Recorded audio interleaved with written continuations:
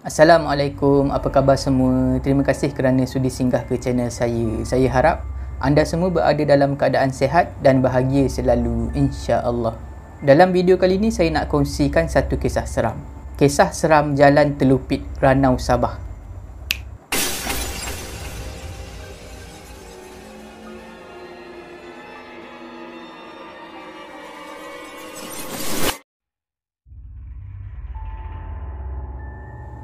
Dalam kisah ni saya akan gunakan nama samaran Sal.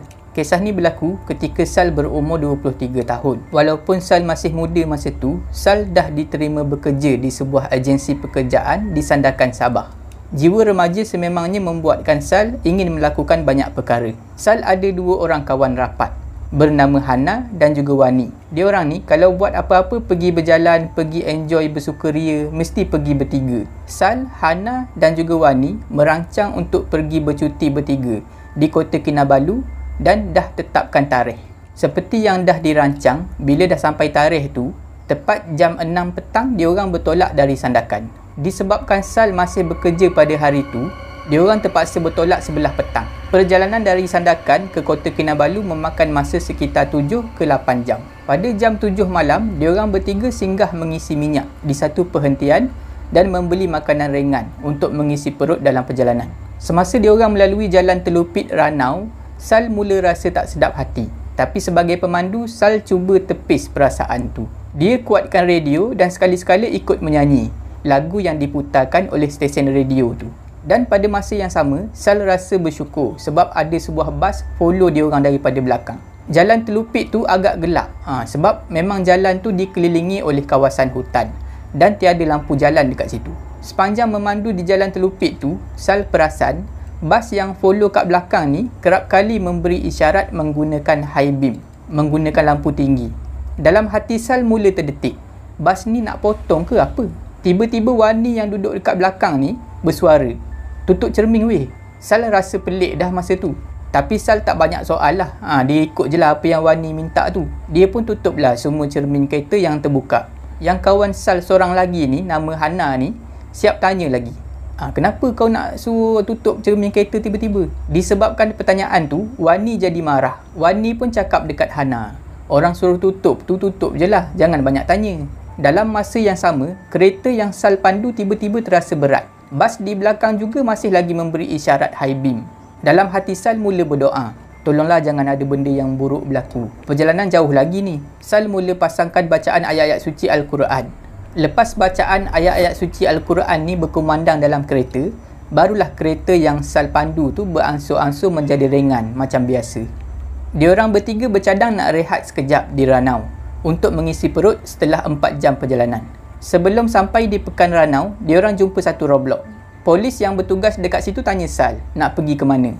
Sal pun bagi tahulah polis tu nak ke Kota Kinabalu.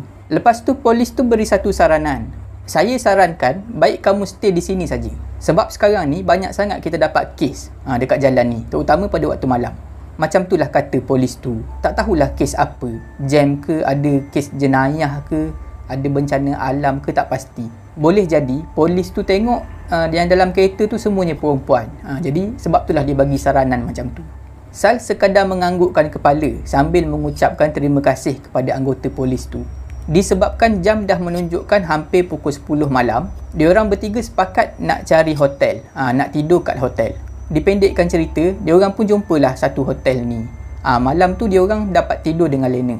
Keesokan harinya, diorang sambung perjalanan ke Kota Kinabalu. Perjalanan daripada Ranau mengambil masa 1 jam 45 minit untuk sampai ke Tamparuli. Memang agak lama lah. Yang jadi lama tu berpunca daripada seorang kawan Sal ni yang bernama Hana. Dia buat perangai nak singgah di banyak tempat. Tepat jam 2 petang akhirnya diorang sampailah di hotel yang dah diorang tempah di Kota Kinabalu. Dan disitulah bermulanya kisah seram diorang. Malam tu Sal keluar berjumpa dengan tunang dia. Hana dan Wani kata nak join sekali. Jadi pada malam tu, Sal, Hana, Wani dan juga tunang Sal makan di sebuah restoran di Likas. Cerita punya cerita, jam dah menunjukkan pukul 11 malam. Diorang bertiga pun baliklah semula ke hotel. Disebabkan diorang bertiga ni nak privasi masing-masing, diorang bertiga tinggal di bilik berasingan. Maknanya seorang satu bilik lah. Malam tu, tidur Sal terganggu bila telefon di bilik dia berbunyi. Bila Sal jawab, rupanya Wani yang call. Sal pun tanyalah Wani, dah kenapa kau ni malam-malam call aku? Wani pun jawab, ada benda kacau aku ni. Benda tu sebiji muka sama macam Hana. Sal sebenarnya memang dah tahu hotel yang diorang tinggal tu memang dikatakan agak keras. Tapi Sal tak sangka yang diorang ni akan diganggu. Tepat jam 3 pagi, tiba-tiba perut Sal meragam. Dalam keadaan mata yang sangat mengantuk tu, Sal buka mata. Masa tu Sal terlihat ada kelibat seorang perempuan tidur di sebelah dia. Bila Sal tengok betul-betul, perempuan tu adalah kawan dia yang nama Hana. Oh, Hana rupanya. Sal pun terus ke toilet untuk melepaskan hajat. Tengah syok melepas hajat tu, tiba-tiba sel-sel otak Sal mula berhubung. Dia baru terfikir, macam mana si Hana ni boleh masuk dalam bilik dia. Takkanlah dia pergi minta kunci pendua kat kaunter. Sal dah mula rasa seram. Sal selesaikan urusan dia di toilet tu dan mula keluar perlahan-lahan dari toilet. Kelibat yang menyerupai Hana tadi dah tak ada, dah hilang. Sekarang ni Sal tahulah kenapa Wani call tadi.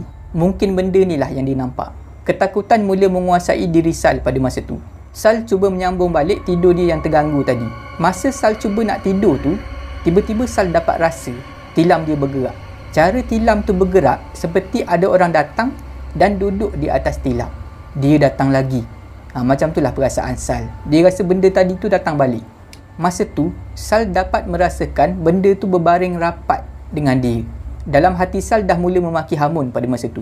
Sal ni boleh tahan juga berani sebenarnya. Sal nekat nak berhadapan dengan benda tu. Sal pun bangun. Bila Sal pusing melihat ke arah benda tu, alamak, muka benda tu dah berubah jadi lain. Tadi macam muka Hana, sekarang ni dah berubah. Sal dengan perasaan yang marah terus bercakap dengan benda tu. Kau balik semula ke tempat kau. Aku tak kacau kau. Aku cuma datang dekat sini nak rehat. Lepas Sal cakap macam tu, sempat pula benda tu senyum dekat Sal. Sal bila dah nampak benda tu senyum dekat dia, apa lagi? Memang nak lari keluar lah daripada bilik tu. Sal bangun dan bergegas ke pintu bilik. Bila Sal pegang je tombol pintu tu, tiba-tiba telefon bilik berbunyi dan tiba-tiba keadaan jadi reda. Perasaan takut yang tadinya penuh dalam diri Sal seolah-olah hilang secara tiba-tiba. Entah daripada mana keberanian datang. Sal tak jadi keluar bilik. Sal toleh dan dah tak nampak dah lembaga yang senyum tadi. Sal pun jawab panggilan telefon. Rupanya Hana. Hana yang call. Hana tanya Sal, kemana kau dengan Wani pergi tadi? Tak ajak aku pun. Sekali lagi jantung Sal bagai nak tercabut. Sebab dia tahu yang Hana nampak tu bukan dia dan juga Wani.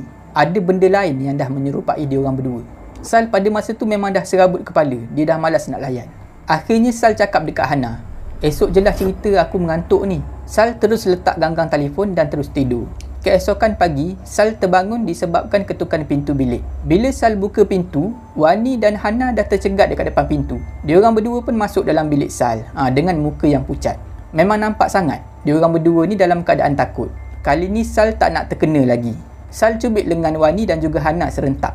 Bila dah kena cubit tu, diorang berdua ni menjerit kesakitan. Bila Sal tengok reaksi kawan dia dua orang ni, barulah Sal yakin orang yang ada dekat depan dia sekarang ni adalah betul-betul kawan dia. Wani dan Hana menggesa Sal untuk segera berkemas. Cepatlah Sal, kemas barang-barang kau. Kita keluar makan sekarang. Diorang berdua lepas masuk bilik tu terus duduk rapat dengan Sal. Sedang diorang bertiga bercakap, tiba-tiba pintu toilet bilik Sal terbuka sendiri. Dia dah mula macam itulah dalam hati Sal. Sal pun mula cakap dekat kawan dia dua orang ni. Wani, kau duduk dekat sini diam-diam.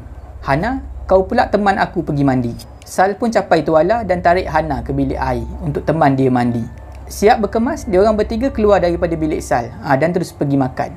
Sambil diorang bertiga menikmati makanan yang dipesan, tiba-tiba Hana buka cerita pasal semalam. Hana tanya Sal dan juga Wani, korang berdua pergi mana pagi tadi? Datang bilik aku ketuk pintu kuat-kuat. Bila aku buka bukan korang nak masuk, tinggal pula aku. Belah macam tu je. Hana dah mula merajuk. Sal dengan Wani pula memandang sesama sendiri. Sebab diorang tak tahu apa yang Hana cakap. Diorang tak ada pun pagi-pagi buta macam tu pergi dekat depan bilik Hana ni. Sal rasa hairan lah dengan apa yang Hana cakap tu. Sal pun tanya Hana, pagi tadi, pukul berapa kita orang datang? Hana pun jawab, dalam pukul 3 pagi lebih macam tu. Masa tu Wani dengan Sal tak cakap apa-apa lah. Sebab kalau dia cakap lebih-lebih, nanti Hana ni makin takut. Lepas tu Wani pula buka cerita. Wani cerita pasal dua perkara. Perkara pertama, dalam perjalanan nak ke Kota Kinabalu, masa lalu dekat jalan Telupik Ranau tu, sebenarnya ada benda ikut diorang. Wani kata dia terperasan ada benda tak kena bila dia nampak ada rambut berjuntai dekat cermin sebelah Hana. Perkara kedua, semalam tengah dia lena tidur di ulit mimpi tu, tiba-tiba ada benda datang dengan menyerupai muka Hana. Katanya Wani, masa tu dia dapat rasa yang datang tu bukan Hana. Wani pun mula baca ayat-ayat suci Al-Quran yang mana yang dia ingat. Benda tu pun mula berundur ke arah pintu dan terus hilang macam tu je. Sebab itulah Wani call Sal semalam. Sal dan Hana terasa seram sejuk bila mendengar apa yang Wani cakap. Lepas tu Sal pula buka cerita. Sal bagi tahu dia perasan juga ada benda ikut diorang malam tu. Sebab bas yang follow diorang pada malam tu kerap kali bagi high beam, bagi lampu tinggi. Yelah, aku pun perasan juga. Tiba-tiba Hana menyampuk. Sal pun sambung cerita. Kereta pun rasa macam berat semacam je malam tu. Sebab itulah aku pasang bacaan ayat Quran malam tu. Sal sambung cerita. Cerita apa yang terjadi dekat dia di bilik hotel. Sal bagi tahulah benda tu datang kacau dia. Benda tu macam yang Wani cakap. Menyerupai Hana. Lepas tu Sal bagi tahu dekat Hana dan juga Wani. Korang bayangkanlah benda tu siap boleh tidur sekali dengan aku. Senyum-senyum manja dekat aku. Terkejut Wani dan Hana bila dengar cerita Sal. Jam menunjukkan pukul 11.30 pagi. Diorang bertiga pun kembali ke hotel untuk check out. Setelah siap mengambil barang masing-masing, diorang pun turun ke lobi. Bila diorang bertiga dah sampai dekat lobi, adalah seorang Amoy ni. Amoy yang jaga kaunter lobi tu. Amoy tu tegur diorang bertiga. Dah nak check out ke? Mana seorang lagi? Sal, Hana dan juga Wani berpandangan antara satu sama lain. Seorang lagi tanya Sal pada Amoy tu. Amoy kaunter tu pun cakap, yelah, semalam you orang naik hotel ni ada 4 orang semua sekali kan? Hana dengan spontan menjawab, mana ada 4 orang? Kami 3 orang je lah Amoy. Bila Amoy tu pandang Hana, Amoy tu pun cakap, kamu, seorang lagi tu kembar kamu kan? Muka samalah. Macam tu lah Amoy tu cakap. Tiba-tiba Sal menyampuk. Tak apalah Amoy, kami gerak dulu. Lepas dah serahkan kunci, Sal, Wani dan Hana segera keluar meninggalkan hotel tu. Sebulan selepas kejadian tu, Sal dapat satu panggilan telefon yang membawa kabar buruk. Hana dah meninggal dunia. Meninggal dunia ketika bersendirian di rumah dia. Sampai sekarang keluarga Hana, Sal dan juga Wani semuanya tertanya-tanya dan tak dapat mengenal pasti apa punca sebenar kematian Hana. Adakah kematian Hana ada kaitan dengan apa yang berlaku di hotel di Kota Kinabalu tu ataupun ada benda lain? Sampai sekarang perkara tu masih lagi menjadi misteri.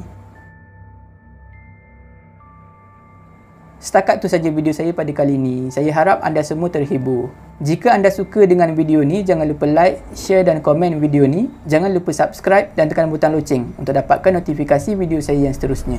Bagi anda yang nak berkongsi kisah seram, boleh hantar ke alamat email yang tertera dekat bawah. Janganlah takut kepada makhluk, tetapi takutlah kepada pencipta sekalian makhluk. Semoga kita bertemu lagi di video saya yang seterusnya. InsyaAllah. Assalamualaikum.